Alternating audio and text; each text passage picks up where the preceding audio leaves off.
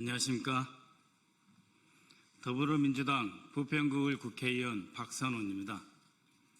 오늘은 김민석 국무총리 후보자 인사청문회 특별위원회의 위원 자격으로 이 자리에 섰습니다. 국민의힘은 김민석 후보자의 무차별적인 의혹 제기를 하기 이전 해당 정당의 위원회 재산 증식부터 밝히시기 바랍니다. 공정과 상식의 잣대는 스스로에게 먼저 적용하십시오. 존경하는 국민 여러분, 최근 총리 인사청문위원인 국민의힘 주진우 의원이 김민석 총리 후보자에 대해 재산 형성과 채무 변제 의혹 제기 그리고 무차별적인 정치 공세를 반복하고 있습니다. 마치 자신은 아무런 죄가 없는 양, 아무런 흠결이 없는 양, 도덕적 우위 이를 자처하며 심판의 칼날을 휘두르는 듯 합니다. 그러나 정작 주진우 의원 본인 자신의 재산 형성과 사인 간의 채무 등에 대한 의혹은 해소되지 않고 있습니다.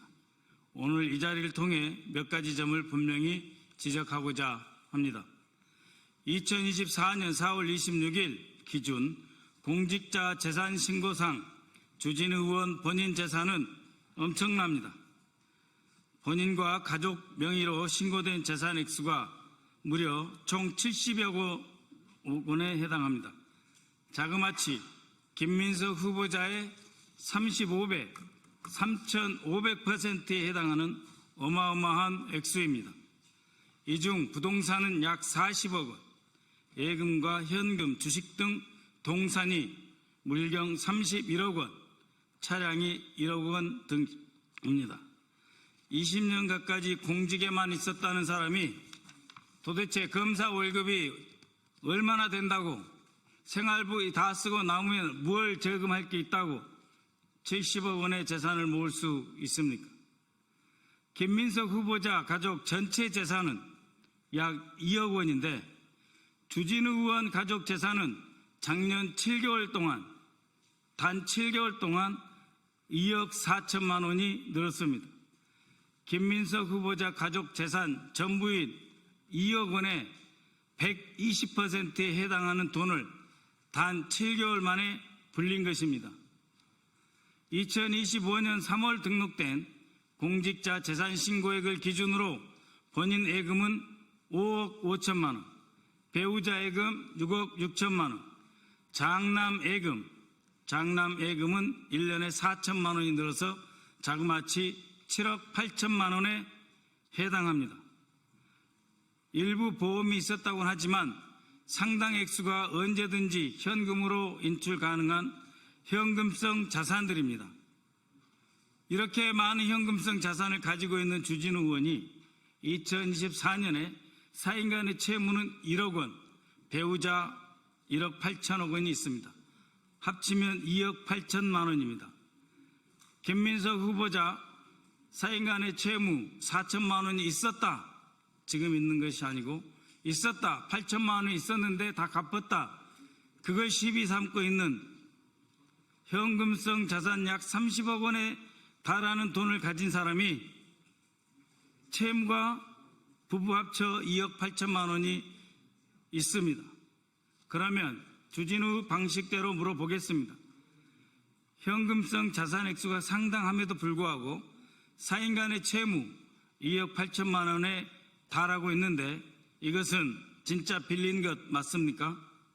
또 1억 원에 대해 상환했다고 되어 있는데 무슨 돈으로 어떤 소득으로 갚았습니까?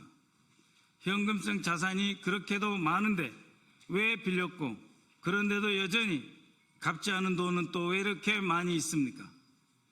또 배우자는 1년간 274만 원을 상환하는 데 그치는데 은행 대출을 월할해서 상환하는 방식도 아닌 사인 간의 채무인데 왜 300만 원도 아니고 274만 원을 갚습니까? 위장 채무입니까? 진짜 채무 맞습니까? 주진우 의원과 가족들이 보유한 상가, 예금에 포함된 현금성 자산 등에 대한 상세한 재산 형성 경위를 알 수가 없습니다. 또 공직자로서 재산 신고는 되어 있다고 하나 그 출처에 대해서는 알 수가 없습니다. 혹시 정치권 입문을 앞두고 그에게 후원금을 예금으로 돌려 보관하고 있는 것은 아닙니까? 이에 대해서 검찰은 인지사건으로 수사하지 않고 뭘 하고 있습니까? 서로 봐주기 하고 있습니까? 또 주진우 의원의 아들 2005년생으로 김민석 후보자의 아들과 같은 나이입니다. 2005년생 주진우 아들과 2005년생 김민석 후보자의 아들 같은 나이인데 벌써 주진우 의원의 아들은 7억 4천만 원에 달하는 예금을 가지고 있습니다. 예금 200만 원 신고한 김민석 후보자 아들보다 370배에 해당하는 돈입니다. 조부의 증여에 의해서 형성된 것 아닙니까? 정상적이라고 자신할 수 있습니까? 조부의 증여가 맞습니까? 주진우가 김민석 후보자에게 조롱하는 용어를 빌려 쓴다면 할아버지가 스폰서입니까? 김민석 후보자는 모든 재산 증식을 세무신고 등 합법적 절차에 따라 진행했으며 그 내역도 제출하고 있습니다. 차용증 사본도 언론을 통해 공개하고 있습니다. 그렇다면 주진우 의원도 본인의 재산 증식 과정과 사인 간의 채무 그리고 그 차용금에 대한 차용증을 국민 앞에 낱낱이 공개할 의사가 있습니까? 모든 것을 다 해봐야 김민석 의원 재산 2억입니다. 거기 어디에 부정부패가 있습니까? 김민석 총리 후보자는 젊은 시절 이른 나이에 정치권에 입문하였습니다. 서울대 총학생회장 출신으로 386 세대의 대표 주자로서 주목을 받았고 30여 년 전인 2002년 민주당의 기대를 안고 서울시장 후보로 출마하여 화려한 정치적 조명을 받기도 했습니다. 그러나 그 이후 그의 정치적 여정은 결코 순탄치 않았습니다. 젊은 시절 시작한 정치였지만 그 누구보다도 험난한 가시밭길을 걸었습니다. 오늘 총리 후보자 자리는 그 지난한 세월 동안 스스로 역경을 이겨내고 극복한 과정에서 쌓아올린 노력의 결과물입니다.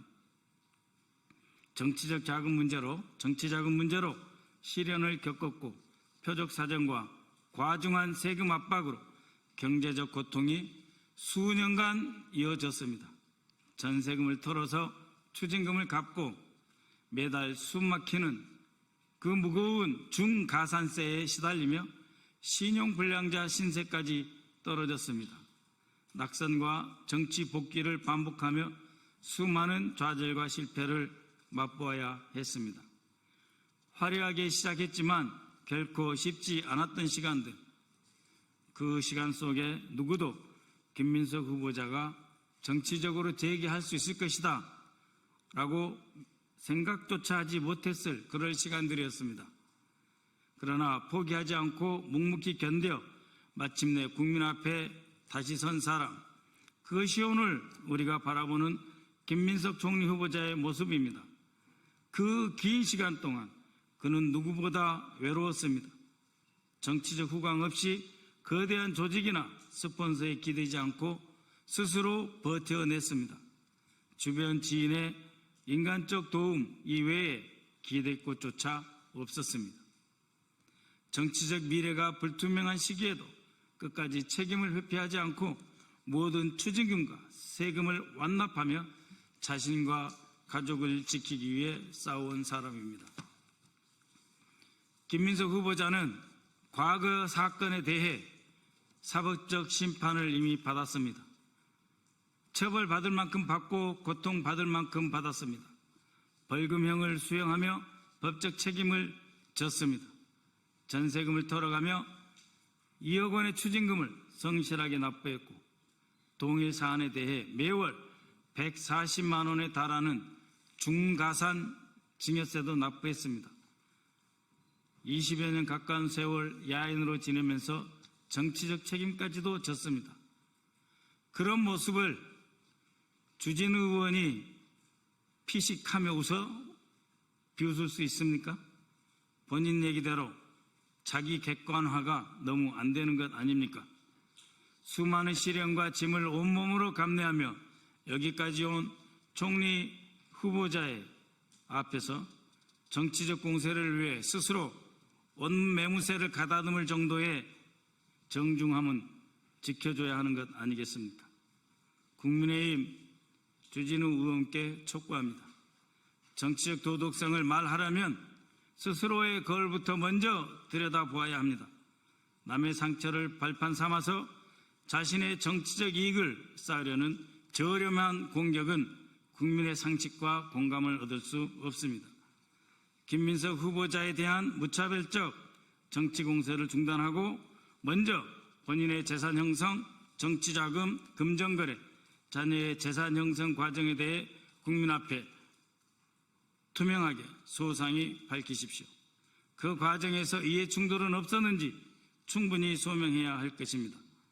공정과 정의는 남을 두들겨 패는 도구가 아닙니다. 자기 자신을 뒤돌아보는 거울이 되어야 할 것입니다. 이상입니다.